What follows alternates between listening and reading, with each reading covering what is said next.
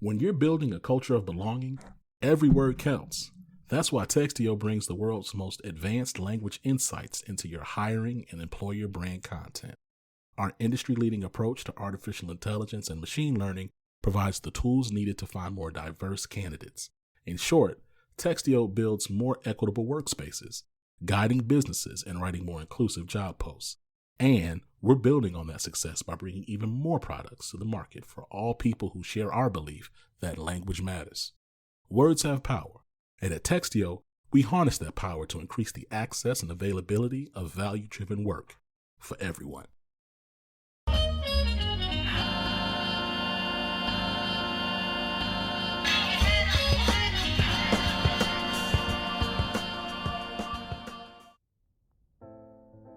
Hello, and welcome back to the Clarity Podcast, where you'll not only gain the insight to help you transition your career, but we'll have raw, unfiltered conversations about equity and access in corporate America. I'm your host, Tristan Layfield of Career Clarity Solutions, formerly Layfield Resume Consulting, and today I have the honor of having on the show Danielle Holmes. So Danielle Holmes is the owner of Career Services by Elle. Her company specializes in creating resumes that elevate career changers from feeling stuck to thriving in higher paying positions. She has over 15 years of experience, and she's an expert in creating powerful resumes that showcase the value her clients bring as they prepare to change or pivot their careers in today's highly competitive job market. So, Danielle, thank you for this time and welcome to the show. Thank you so much, Tristan. I'm very honored to be here on the show. Thank you. Yeah, no problem.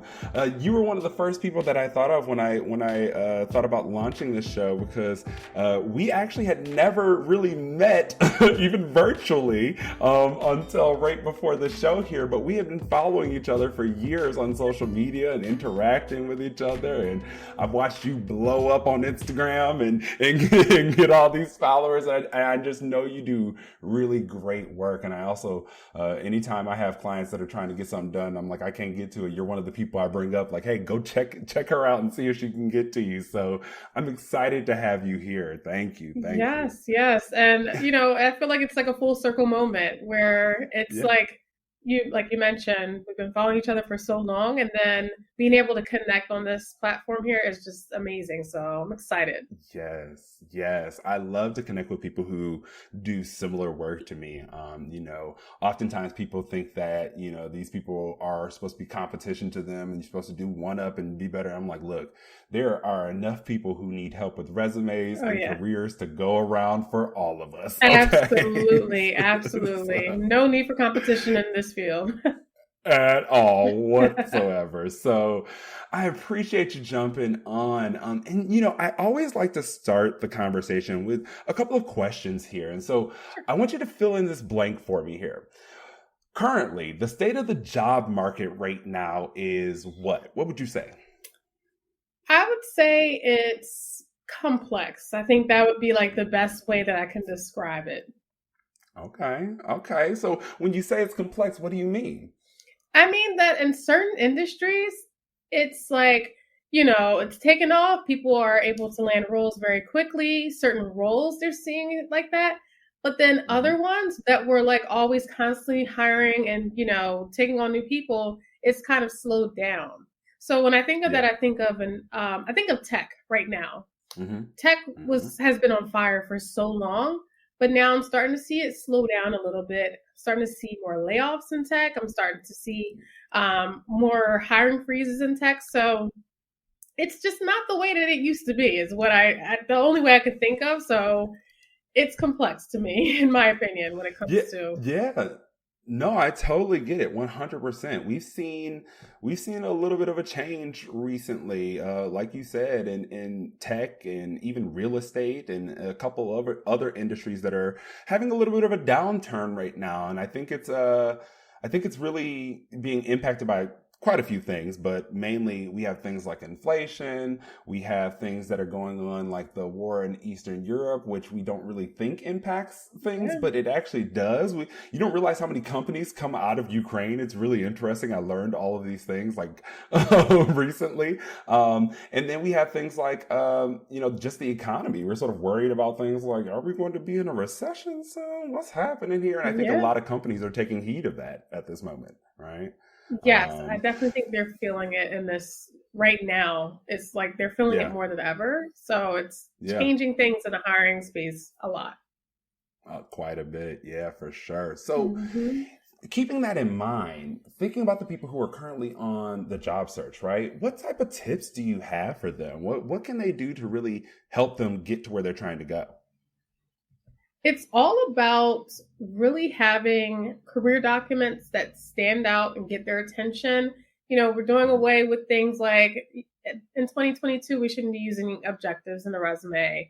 The resume has to be aligned to every role you're applying for because you want to immediately get their attention, especially if it's a competitive role or like if you're applying for a role where there are hundreds of other applicants. You don't want to just look like everyone else, or you don't want to have something that's outdated and really not competitive in this job market. Another thing that works, and a lot of people don't really think how important it is building those connections. So when you are out there making sure you're networking, making sure you're connecting with people who are, thought leaders and who have some type of way of helping you get into that role, Mhm. and following up after you apply, not just leaving it where you hit the apply button, you close your laptop, and you walk away.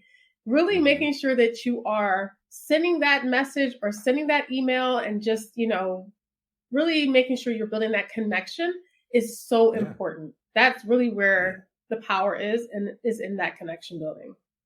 Yeah, I tell people that all the time. You got to have great documents. They absolutely help, and applying online is, a necessary part of the job search. But really, those connections are the things that get you into that sort of hidden job market, right? Yes. I always talk to my clients about finding what's called the boosters, right? The people who can provide you with referrals into companies or organizations, or might be leaders and have some type of influence, or might be able to say, hey, I want that person on my team. You want to try and figure out who those people are, build relationships with those people before you even actually need them, Hmm.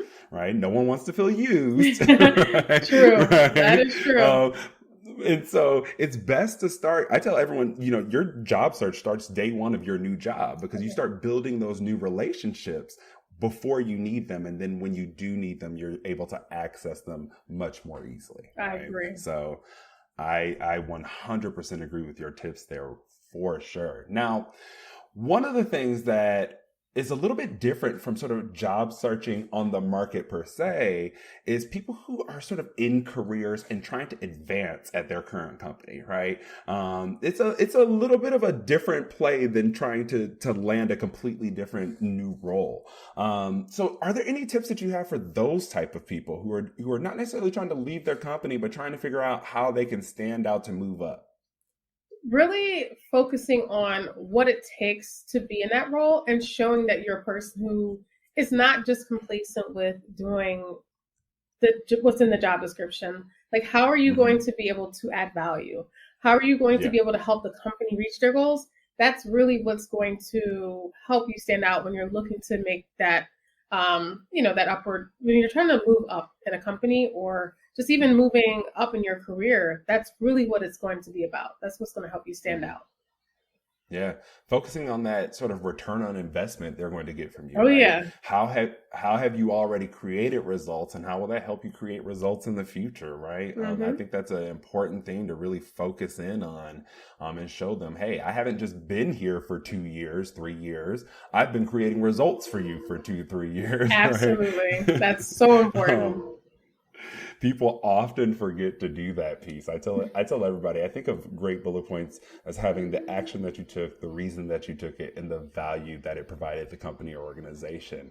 And oftentimes we're getting one or two of those pieces, but the value piece is always the thing that tends to be missing, right? Yes.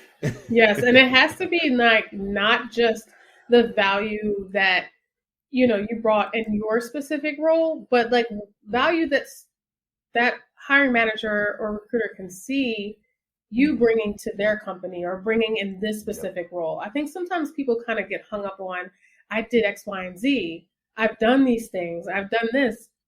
Sometimes, okay, it's nice. That's great. That's wonderful. But how are they going to benefit from that? That's really what, you really have to answer that question in your resume and in your interviews. You really have to make sure you're answering how that value is something that they can see and really gain from. Yeah.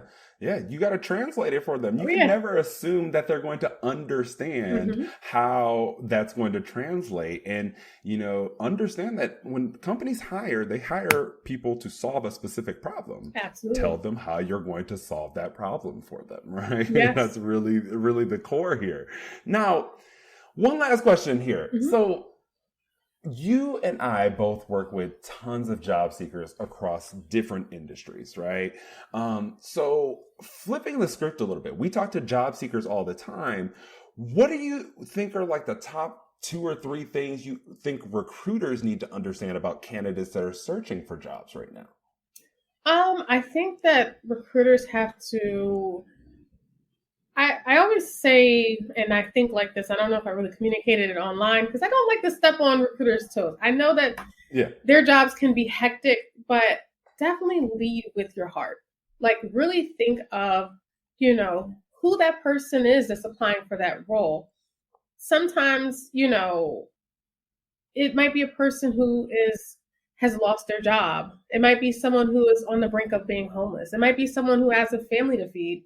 And sometimes just being able to communicate with someone, even if it's to say you didn't get the position, like that kind of at least closes a door for someone rather than them feeling like they're in limbo for week after week after an interview. Like, am I going to hear a follow-up? Are they going to reach out to me? I think it definitely has to become more heart-centered and understand that these are actual humans who are applying for roles who have lives and families. So I think that is, if that's something I could give as advice, that would be one thing.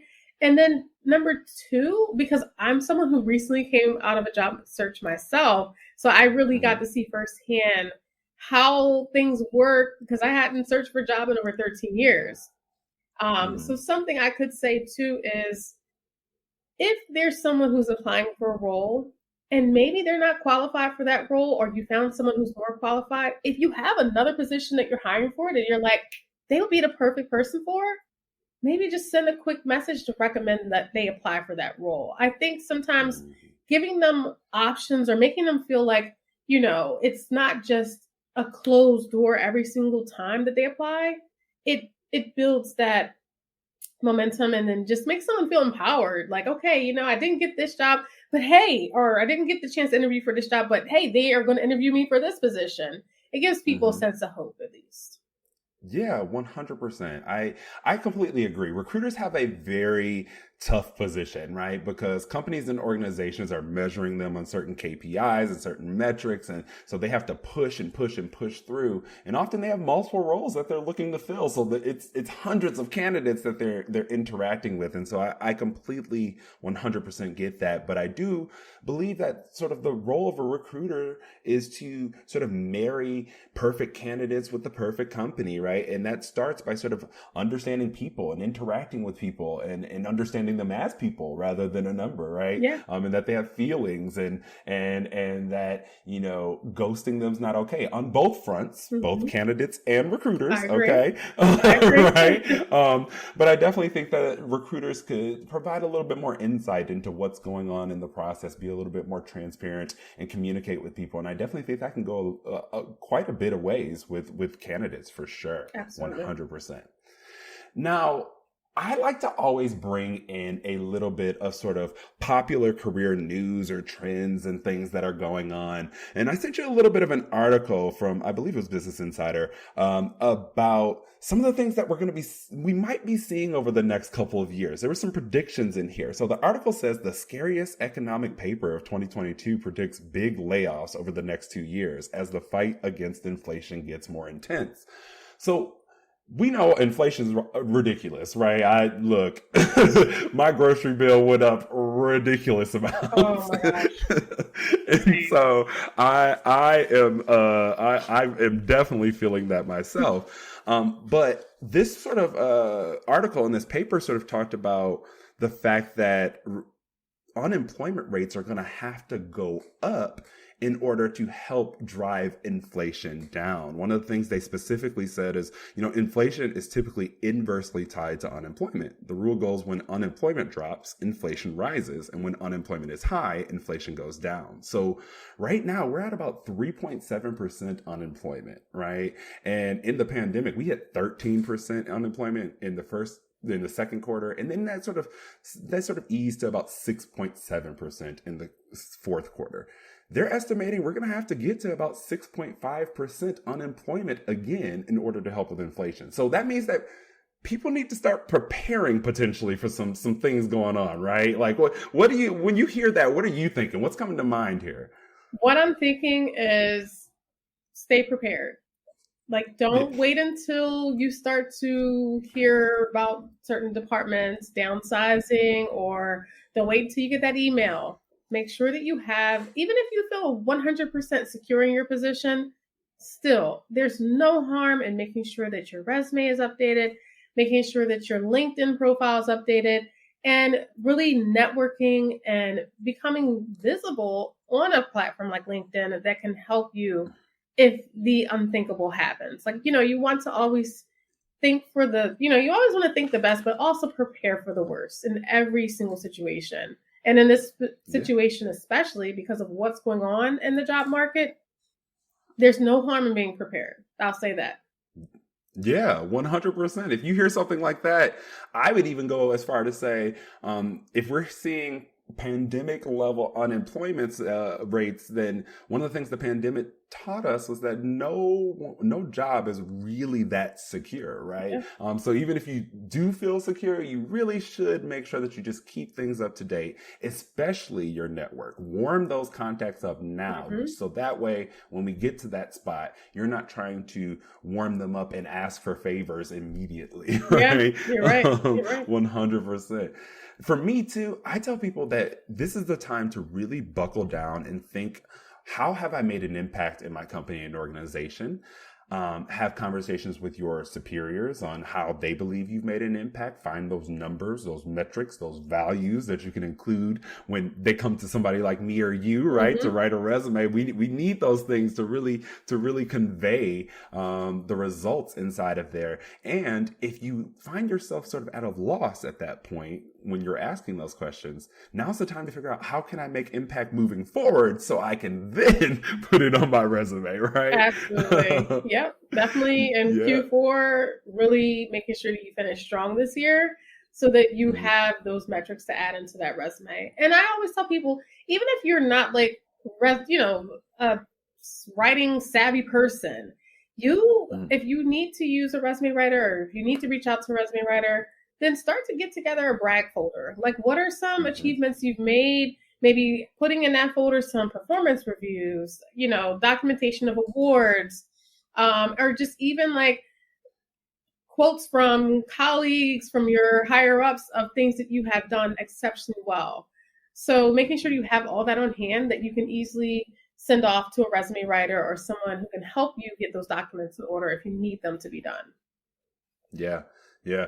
I often find people make a mistake in hiring resume writers. They think like we are some magic worker, who can just, whip up a document for you. And I always tell people resume writers are experts in marketing your results and your experience, but you are the expert in your experience. Exactly. You need to tell us what you've done and how you've done it and what the results were from that for us to then be able to wordsmith that in a way that's going to help you make it further in the process. And I think people often forget that piece and they think we can just do it on our own. Yep. You're right. So I've definitely had that conversation with clients in the past where I'm like, listen, I don't work with you. I'm not there day by day, sitting side by side with you to see exactly what you're doing.